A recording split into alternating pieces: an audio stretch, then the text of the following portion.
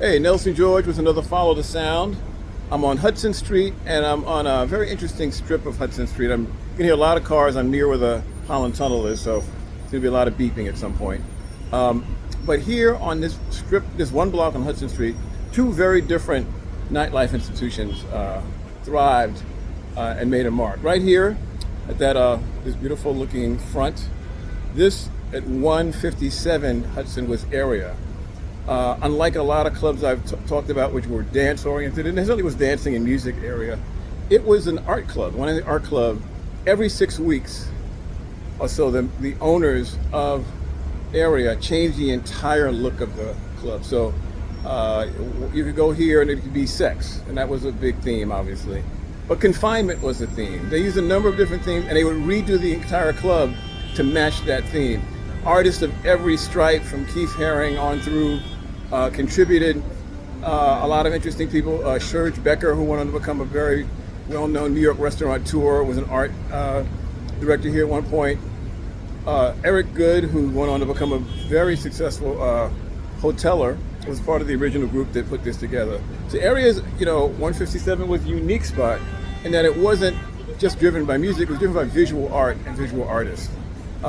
And attracted a very strong celebrity crowd. Its run wasn't very long, it was basically 83 to 87 or so.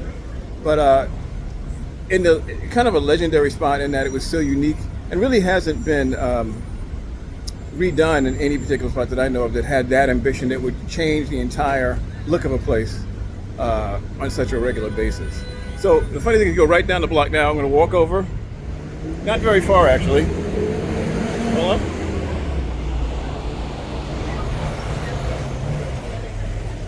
I'm over at 161 Hudson, literally a few steps away. And this was the Wetlands Preserve, which had a long run from 1989 to 2001. It was one of the premier showcases for bands in New York. And so many bands that went on to become very, very arena level bands. Rage Against the Machine, Dave Matthews Band, Oasis, and I'm just naming three. There were all these bands came through here early in their career. It was a great spot for a jam band scene. The place stayed open late. They were often jams where people were invited to come in, jam with the bands that were there. The Roots were one of the bands that would come up from Philadelphia and sort of making their bones in New York here at Wetlands as part of their the open mic nights. So it was a very important place for music, for bands. And its loss was really, I think, still felt in the city in the sense that this was Wetlands Preserve was one of the best places to see bands that could become important before they were really big.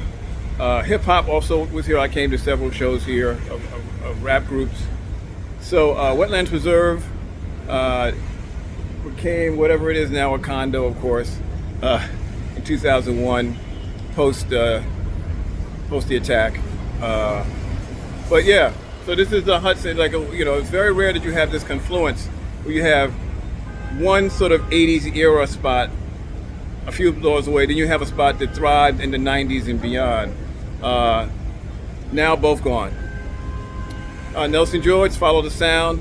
More stories to come.